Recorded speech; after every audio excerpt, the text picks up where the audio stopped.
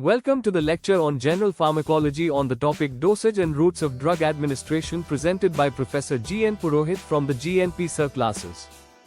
For lectures on all veterinary subjects, visit the GNP Sir classes official YouTube channel. Here are the contents of today's lecture.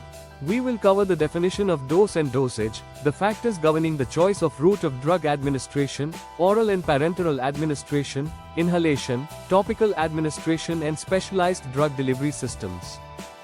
First, let's discuss the dosage and dose.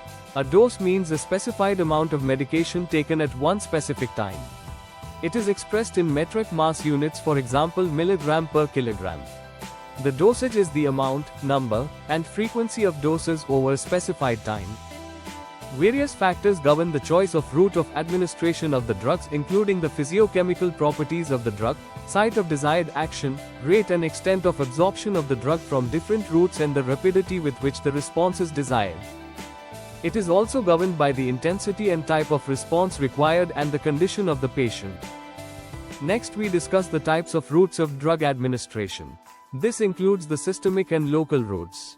The systemic routes include oral, parenteral, and inhalation routes. The advantages of oral administration is that it is safe and convenient. Both solid and liquid forms can be given and is most suitable for gastrointestinal tract infections and ghee parasites. During oral administration of medicines to ruminants never grasp the tongue, and for horses a stomach tube is needed to administer the drug. The disadvantages of oral administration are slower and unpredictable absorption, not useful in ruminants due to the presence of a large amount of ingesta in the rumen, poor absorption of electrolytes and chances of accidental administration of the drug in the lungs. Among parenteral administration, the intravenous route of administration has a quick onset of action and provides 100% bioavailability. With this route, large amounts of medicines such as fluids and electrolytes can be administered. The disadvantages of intravenous administration include short duration of action, unsuitability for insoluble drugs, and possible dangers of leakage of drugs outside the vein causing phlebitis. The intramuscular route of drug administration is the most common approach in veterinary medicine and can be used to inject oily and depot preparations that provide extended absorption. With the intramuscular route, large volumes of fluids cannot be administered and there are dangers of faulty deposition of drugs in the nerves or blood vessels instead of the muscles. The site for intravenous injection in horse, cattle, goat and sheep is jugular vein. For dogs, the cephalic vein and recurrent tarsal veins are the sites for dogs, and for pigs, ear vein is used. The site for intramuscular injection for cattle is the gluteal muscle, whereas for sheep and goats the posterior aspect of the thigh is the preferred site for intramuscular injection. For horses, the neck is the preferred site for intramuscular injection, whereas for dogs the posterior thigh region between the semimembranosus and semitendinosus is the preferred site. Other parenteral routes of administration include the subcutaneous, under the skin, and the intraperitoneal routes of drug administration.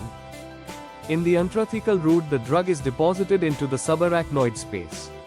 The epidural route is a commonly used approach where the drug is deposited between the first and second coccygeal vertebra in horses and cattle. This is generally used for anesthesia of the hind limbs and pelvis. Many other routes such as intra-arterial, intracardiac, intramedullary, intra-articular, and intraruminal are used for specific purposes. The inhalation is suitable for respiratory diseases and has a faster action but requires special techniques and devices. The topical application is applied over the skin and the absorption of drugs through the skin is proportional to their lipid solubility. Other forms of topical applications include the dips used for sheep and the dusting of powder for ectoparasites. Care should be taken while applying topical drugs to prevent accidental licking by the animal that may cause toxicity. The topical application also includes the sublingual, intraocular, intramammary, intrauterine and oral, in the ear. Specialized drug delivery systems include the transdermal delivery system and the liposomes. The dermojet is a specialized form of subcutaneous administration without a needle. A gun-like device projects a high-velocity drug solution from a microfine orifice. The combination of two or more active drugs administered as a fixed-dose combination preparation has advantages and disadvantages. For further reading, use the standard books like Ascent Tales of Veterinary Pharmacology and Therapeutics by Harpal Singh Sandhu, and other standard books. You can visit the ICAR website at http://ecourses.online.easv.res.in. To listen to this lecture from GNP Sir, visit the GNP Sir Classes official channel. To get a PDF copy of this lecture, download the GNP Sir Classes app.